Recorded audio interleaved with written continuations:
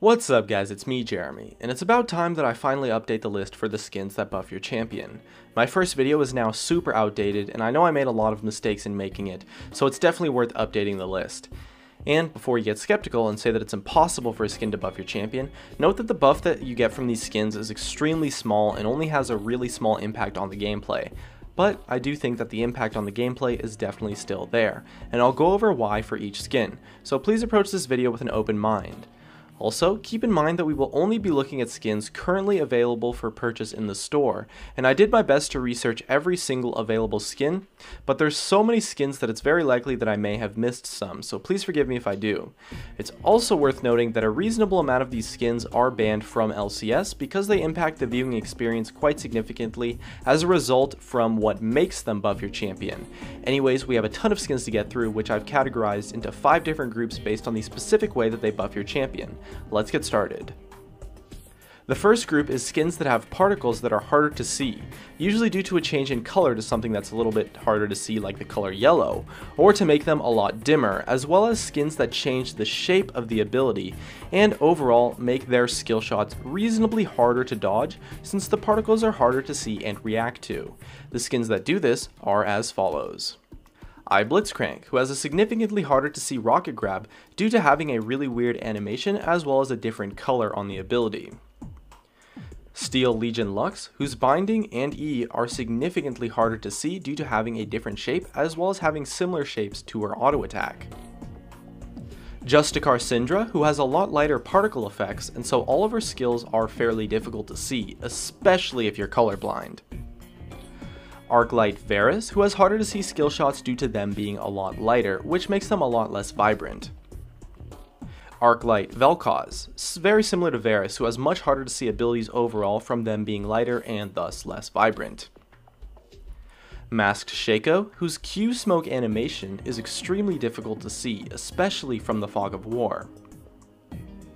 Dark Valkyrie Diana, who has a much darker Q animation. Hired Gun Lucian, who has much harder to see colors on his abilities.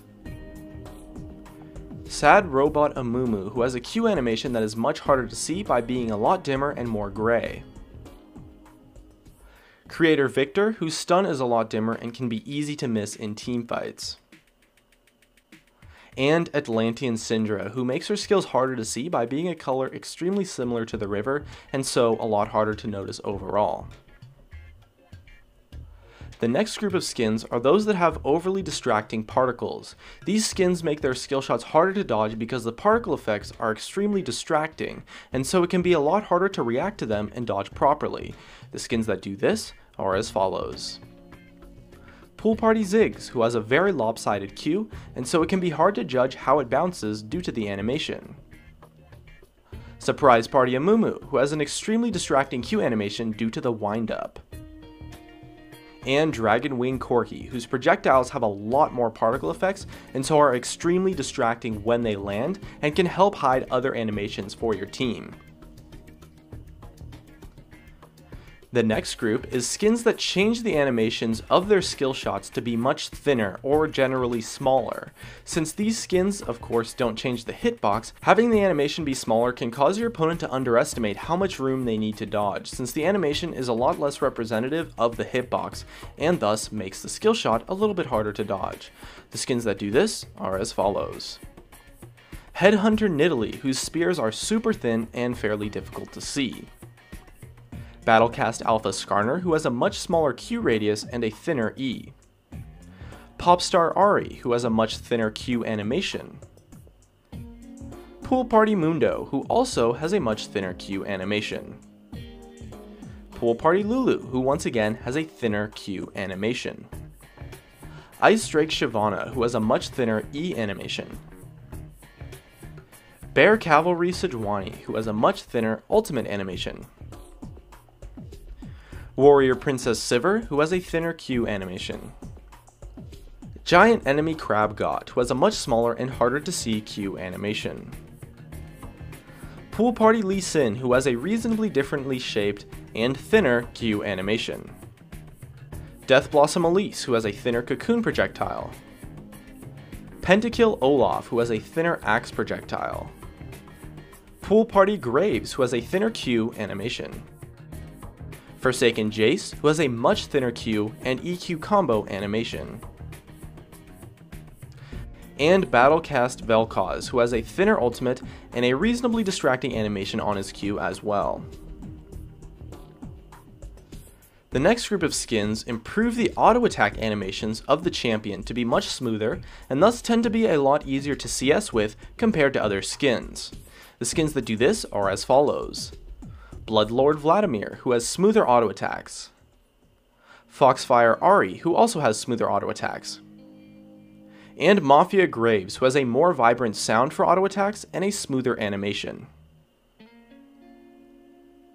And the fifth and final group of skins that buff your champion are skins that give you a better indicator of some part of the champion's kit and thus are easier to understand what is going on with and often easier to use as a whole. The skins that do this are as follows.